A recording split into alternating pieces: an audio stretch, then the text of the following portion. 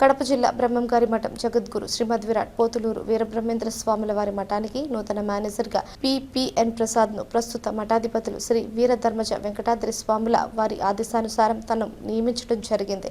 ఈ సందర్భంగా వారు మాట్లాడుతూ తమపై నమ్మకంతో మఠాధిపతులు ఈ బాధ్యతను తనకు అప్పగించిన సందర్భంగా మఠం అభివృద్ధికి అహర్నిశలు కష్టపడి చేస్తానని అన్నారు.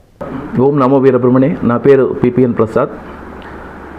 శ్రీ వీరబ్రహ్మేంద్ర స్వాముల మఠం మేనేజర్ నియామకం కొరకు దేవాదాయ శాఖ మరియు మఠం కాంప్రమైజ్ డిగ్రీలో ఉన్నటువంటి 9వ నిబంధన మేరకు శ్రీ శ్రీ శ్రీ వీరధర్మజ వెంకటాద్రి స్వాముల వారి ఉత్తర్వులు ఇచ్చున్నారు.